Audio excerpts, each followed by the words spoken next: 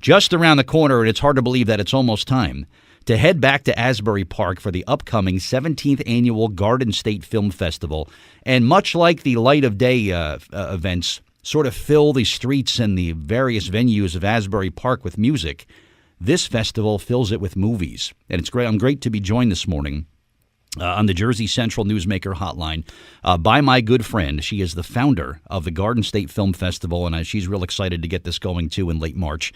Diane Raver back with us today. Diane, good morning. It's Bert, and thank you for moving your schedule around this morning. I really appreciate it. Oh, Bert, it's always a delight to be with you. Well, thank you, and it's always a delight to be in Asbury for the Garden State Film Festival, too. So I'm guessing that when last year's wrapped up, the next day you went right back to work and getting this year's festival together, right? Absolutely. Actually, we're already started on 2020. Oh, I believe it. Yeah. I believe it.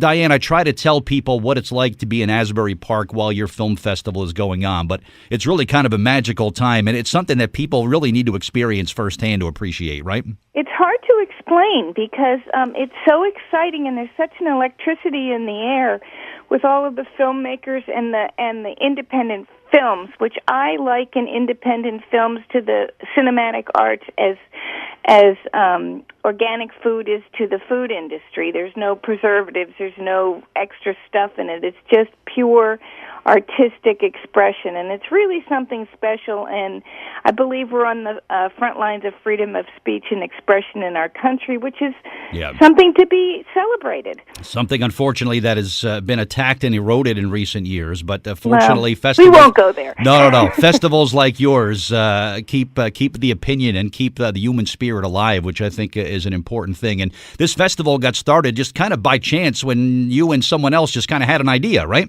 Well, yeah, I had an idea, and I pitched. I met Bobby Pastorelli, the actor in The Secret Food Town, and pitched him on the idea to celebrate New Jersey's legacy as the birthplace of the entire industry in the United States. And he said, it sounds like a good idea, and here we are 18 years later. That's remarkable, yeah. And a guy by the name of Thomas Edison, you know what, if it weren't for him, Diane, I mean, people often associate Hollywood as being the birthplace of film. No. Right here. It's New Jersey, exactly. Amen. So that's what makes it so special. Speaking of New Jersey, I have something exciting to tell you. We've extended the festival an extra day.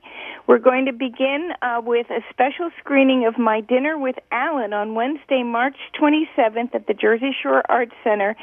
And that is the story of the Sopranos. The fellows in My Dinner with Alan are the Star Ledger critics, Alan Sippenwall and Matt Zoller Seitz, and they do this documentary about the Sopranos, and it's the 20th anniversary, and it's a fun film, and we're going to round up some Sopranos and have a book signing afterwards. The book is on the New York Times bestseller list. I think this is the second week in a row. They can't keep them in stock. So we're very excited about that.